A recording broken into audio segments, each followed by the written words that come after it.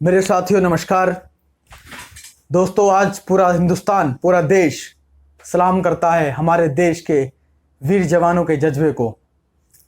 जिस प्रकार से वो हमारे देश की सेवा करते हैं, हमारी भूमि की रक्षा करते हैं और हंसते हंसते अपने प्राण त्याग देते हैं इस हिंदुस्तान के लिए। आज हम लोग श्रद्धांजलि देते हैं हमारे उन वीर अमर शहीदों को जिन्होंने हमारे देश की भूमि की रक्षा के लिए अपने प्राण त्याग दिए। मेरे साथियों, मगर यह कार्रवाई यहीं नहीं रुकेगा। जिस प्रकार से हमारे जवानों ने शहादत दी है उसका बदला जरूर लिया जाएगा। और आज प्रत्येक हिंदुस्तान नागरिक के अंदर, प्रत्येक हिंदुस्तानी के अंदर यह बदले की भावना है, यह बदले की आग है। यह आग तब तक नहीं बुझेगी जब तक इसका जवाब चीनी सेना को, चीन को हम हिंदुस्तानी सरकार नहीं देगी।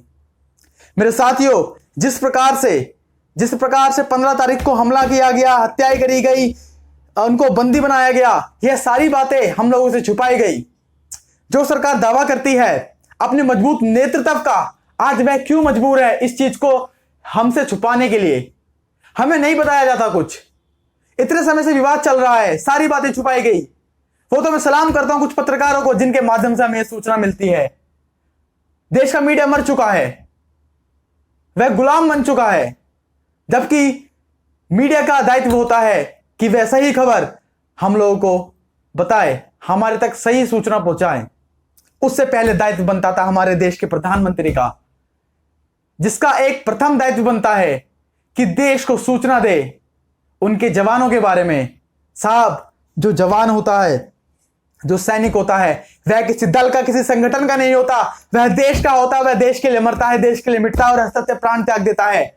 और इसी भाव की वजह से, उनके इसी भाव की वजह से पूरा हिंदुस्तान उन्हें सलाम करता है। और जब भी बात होती है सैनिकों की तो पूरा हिंदुस्तान भावुक हो जाता है, क्योंकि उनका जो देश के लिए प्रेम है, जो अटूट प्रेम है, उसका कोई तोल नहीं है, उसका कोई नाप नहीं है।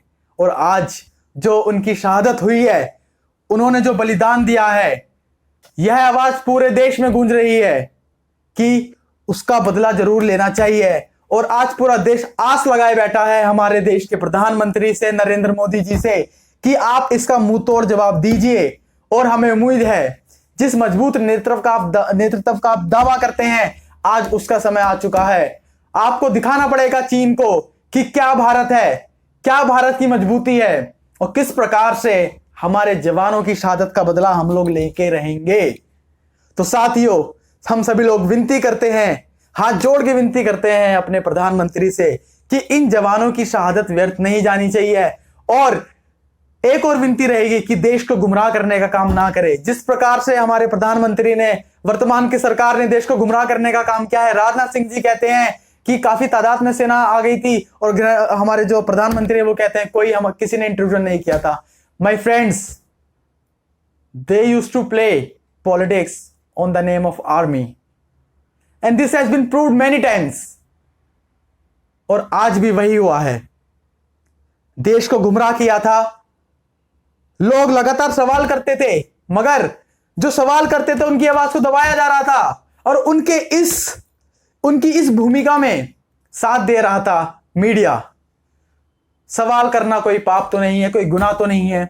सवाल सरकार से किया जाता था, मगर जबरदस्ती उस सवाल को ऐसा बोल दिया जाता था कि सैनिकों से सवाल है। मेरे साथियों, कोई हिंदुस्तानी सैनिकों के जज्बे पे सवाल नहीं करता। यह बात आप सुन लीजिए।